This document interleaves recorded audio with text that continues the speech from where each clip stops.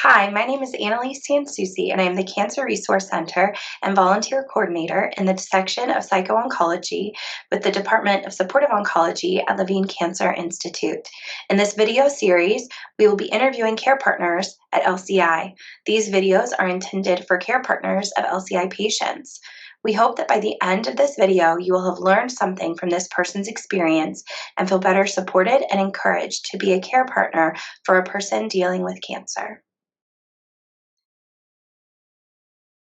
Well, thank you so much, Tami, for joining us today for our first video in our series, Chronicles of a Care Partner. And we just really appreciate you coming on and joining us to share your story. So why don't you just introduce yourself, tell us a little bit about you as we get started. Thanks, Annalise. So my name is Tami, and I am a 2-year breast cancer survivor. I was diagnosed and treated at LCI, for which I'm very grateful. But I am currently a caregiver to my mom, who has metastatic colon cancer, and she was diagnosed almost 3 years ago, sort of on an emergency basis. So that was kind of a shock and a surprise, and so it was just kind of like, wham, here we go, jump right in.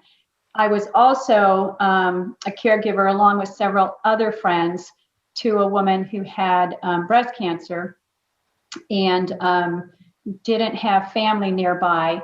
So we just kind of all partnered together and started filling in the things that we saw a need for and just helped her through. And unfortunately, she did pass in December. So, but we're grateful because we were able to be there for her and just really show her love and support through those last few months. Yeah. And so you've had so much different experiences with cancer, from your own personal experience to that with your mom and to that with your friend.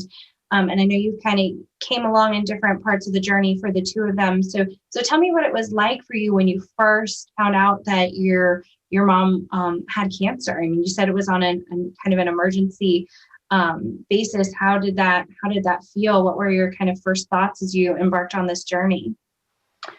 Well, she was at an advanced age. She was within days of being 89. And so, that was difficult. And then it was in the emergency room, then started doing tests. And then we found out that it was in her upper colon. And it was difficult because all of a sudden she was going to have an ostomy, which I knew nothing about. And a lot of things were going to change for her. And she and my dad lived close by, just about 10 miles away. But he's not very good at, being a care partner. I mean, he cares for her and he can provide certain things, but not the things that I could provide as well. He does not drive. So he wasn't able to provide transportation or anything. So it was important that, and I'm grateful that I was close by so I could provide for those needs. And it was a shock, but at first, we were grateful to find out during the surgery that it had not metastasized. So that was good. And, we were able to kind of get used to the idea of the ostomy and how to deal with that. That was a real interesting thing, to try and have an 89-year-old manage that. But she's done a fabulous job, and I'm really proud of her. And she did quite well through all the initial surgery. And they were amazed and shocked that she did so well. So that's great. So y'all just kind of dove right in and just started getting things taken care of. And so for you, becoming a care partner for your mom really was more of seeing that need and recognizing the relationship she had with your dad and where the need was. It sounds like, right? Like you're like, okay, my dad's not going to be able to do these certain things. I've got to help out. What were some of those other things besides like transportation and all that you saw? Oh, here's a need that I can fill in and step up to be her care partner. Yeah, so one of the things, and obviously it's going to be different for each different cancer, but ordering her ostomy supplies. Mm-hmm. Again, it was quite a shock. They're prepping her for surgery and they were marking her for her ostomy. I didn't even know what an ostomy was. And so all of a sudden you have to be a quick study and you have to, learn what supply she's going to need. And she it was kind of overwhelming, as it is for a lot of people. I think almost no matter what cancer you get when you have that diagnosis. And then you have to start planning for these items. So I would order her items, and then it was confusing because, first she saw a surgeon, then we had to find an oncologist. I mean, just down the list of medical staff, appointments, how to make, the ostomy work right, because there's a lot of nuances to it. I always went to YouTube because, well, who doesn't go to YouTube for everything these days? Exactly, like right now. But again, typically who they're showing you on YouTube with an ostomy is not an 89-year-old woman, right? So there were just lots of kind of pivots that we had to do. Mm-hmm. And again, kind of the eating thing, because, your colon is designed to take a lot of the water out, and it didn't, it really affected, what kind of ostomy we could use and things like that. So it was really just, again, somebody at an advanced stage in an emergency situation and having colon cancer. There were just a lot of things that had to be addressed. And it was trial and error, because I would call the support systems through like the providers for her ostomy supplies, and they would help me the best they could, and they did a good job. But then a lot of it was just, okay, Mom, how's this going to work? What are we going to do? What can we try? So yeah.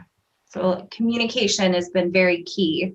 Mm-hmm. It sounds like with everyone, not just your parents, but her care team and all. Right. Yeah. And tell me about your friend, when you guys had kind of met and connected, she had already started her cancer journey. Is that correct? Yes. In fact, she, I think, was diagnosed about 11 years beforehand, and I didn't know her. I had been introduced to her about just a couple years prior. And this was during COVID, and she had an appointment and needed somebody to drive her to it. So I said, I'll drive you. And I waited out in the parking lot, and we actually were on the phone, so I could also kind of listen in on the conversation with the doctor, because she wasn't processing things well, again, kind of the shock and everything. And it was pretty much that the disease had advanced, and here were her options, and she chose not to pursue the options and just to go into hospice. But, again, oftentimes we don't really understand what hospice provides until we've been there with somebody. And so it was really pulling together some other friends and just sitting down and saying, what do we need to handle for this friend? And, who can we get involved? And again, she had a really good relationship with her medical team. So we were able to pull everything together, help her with her Zoom calls, make sure she had food, get her to her appointments if she had any, and just kind of provide for her needs as she finished out. Yeah. And so in both of your care partnering scenarios, you also are in this with other people. How did you balance that? One with your father and family, and then two with your group of friends. How did you guys find that balance of caring for these two people? Well, so I think I do ask other people for help quite well. And I think that was really important, because especially with my friend, and her living by herself, at least with my mom, she has my dad there. But our friend living by herself, we were concerned, that there was nobody there to really check on her 24/7. So it was simple. We actually created a Google Sheets calendar, and we would have people put in their availability, and we would find people from around the area that we knew were her friends, and we would just ask people to help us out with this.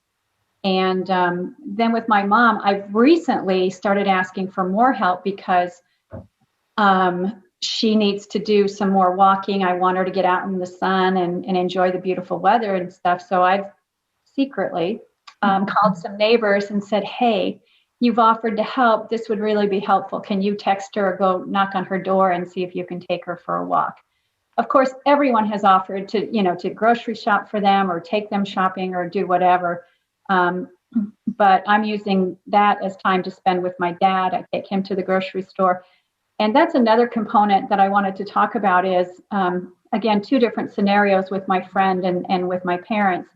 But it's important to, I think, to make that other person be involved, feel like they're important and involved, even though they may not be contributing that much. But it's to get their input, to keep them abreast of other things. Especially during COVID, my dad can't go to the appointments like he would have if it was before COVID or after COVID, hopefully.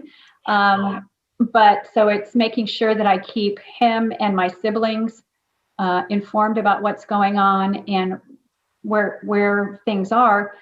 But even the other thing is to just offer encouragement. That was the big thing is, get in touch with dad and talk to him and just kind of let him know that he's still an integral part of this and that everybody's still involved in this journey, no matter if you feel like you're playing an important part or not. Yeah.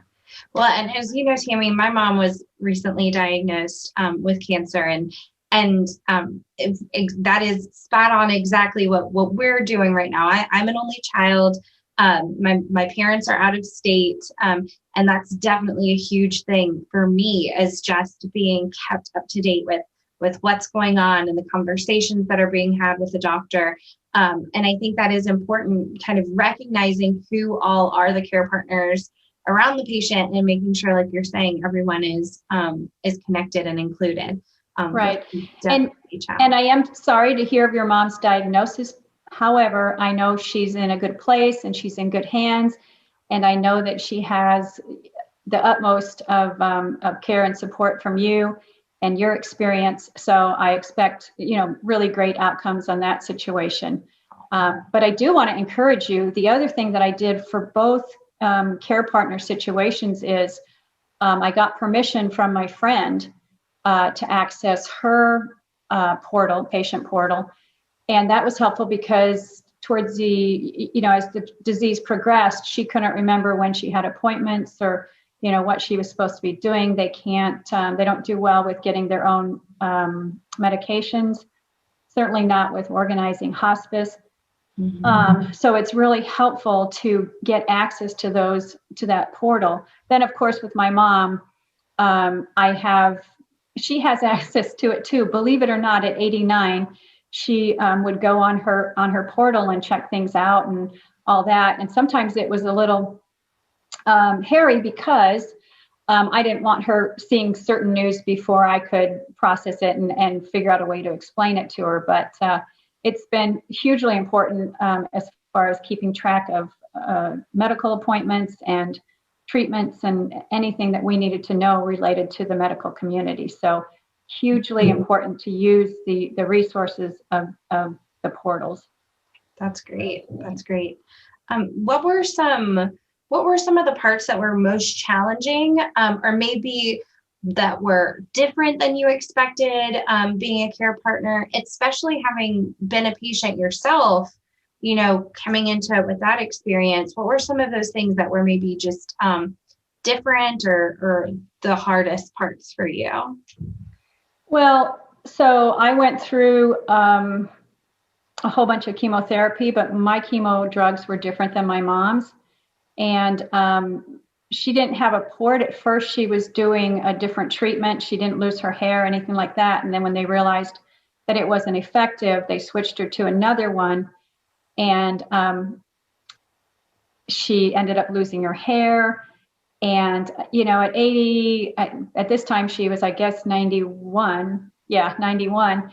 It's a little different, and so that was interesting. But she's taken it in stride. But it's just the thing of just always kind of remembering what it was like when you went through it. And I would say to her, Mom, they have these medications for us to take because it helps with the journey.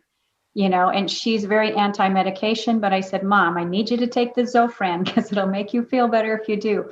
Mom, this is, and so it's convincing her that, this is temporary, right? You don't have to take the Zofran every single day if you don't need to. And that's what I experienced, taking it sort of as needed. But just these are the things that they've determined work best for people in this situation. And, it helped. Then when she had to get the port put in, it helped that I had been through all of that and knew how to, help her with that. Because again, I think at such an advanced age, it would have been really difficult to apply the lidocaine and, take care of all of that. And, it can be very complicated for somebody who's not an advanced age, but then at her age, a lot different. Yeah. Yeah. And my friend, she wasn't in treatment. So when we ended up caring for her, she had basically decided that she had done all the treatment she was going to do. And she just was ready to just say, you know what, and this is what she said, I've had a good life and I don't want to do anything more. I just want to finish out. Yeah. Yeah. Now through all of that, I mean, these are just such different experiences and really beautiful experiences that you've gotten to share with these women. What do you think was the most helpful thing through both of these journeys? Wow. The most helpful. I think, especially with my friend, the most helpful was to have these other friends that walked alongside this with me, right? Because it was just a really, really difficult, hard piece for us. And so we all became closer because of it. But we tried to put ourselves in her situation, saying, without family close by and without the support that you need, how would anybody get through this? So that was the best thing, is that partnership with two other women who also were breast cancer survivors, but then neighbors and friends of hers, just being there, because it's a big job. It's a really big job, especially when you get to the last several months of someone's life. So that was the best thing about that. With my mom, I would say the best thing about that is my siblings are so supportive and express their gratitude to me all the time. So I don't have, of course, they're always asking me, is there anything they can do? And really from a distance, there's not much, but again, to encourage my parents and, encouraging me makes it feel good. And for them to really understand, which I don't think anybody can really understand until they actually do it, how much you think about it and you're involved in it. It kind of never leaves your mind. Yeah. That you're just always wondering how is she doing? What might she need? And you're always trying to anticipate what's her next need going to be, and how do I encourage her? She knows, anybody I think knows that when you're stage 4 at this place in life, it might not be very much longer, but to help make the time left that she has the best time, and just to really help her feel extremely loved and supported, and just really as happy as one can be going through stage 4 colon cancer. Yeah. What is some advice that you would give someone that's maybe new to this care partner journey, or even someone that's kind of in these later stages as well? Is there any kind of advice that you could give, or even just words of encouragement that you could offer to someone that's, kind of walking in these care partner shoes? Yeah, so we just did a mentor program with someone at LCI. And she said, and we all know this, right? But sometimes we don't always do it, is that we need to take care of ourselves first so that we can be the best at whatever we're doing. And so, like I just had my mom here for 2 days because she was in a bad situation. And so that means getting up at night with her, making sure, because she's a fall risk, and just taking care of whatever needs she has. And so when I take her back home, it's okay, now what can I do for me? And that could sound selfish, but I know you kind of need to clear your head and you need to regroup. Okay, I'm not responsible for caring for someone at this very moment. So I'm just going to relax and get outside and kind of regroup, reframe my thoughts and everything like that. So I think really the biggest thing is taking care of yourself first. But then again, like I said, and recruiting other people to help you. And even if it's just as what seemingly small as, can you call? Can you check in on this person every so often? When they come to your mind, give them a call and talk to them. And oftentimes we find that when people are in this position, they can't talk long. They don't have a lot of energy. Yeah. But just let them know that you're thinking about them and say, hey, I'm thinking about you and just wanted to let you know. And just making sure that they're not just sitting there day in and day out in their own thoughts, right? So, recruiting help, big thing. Yeah.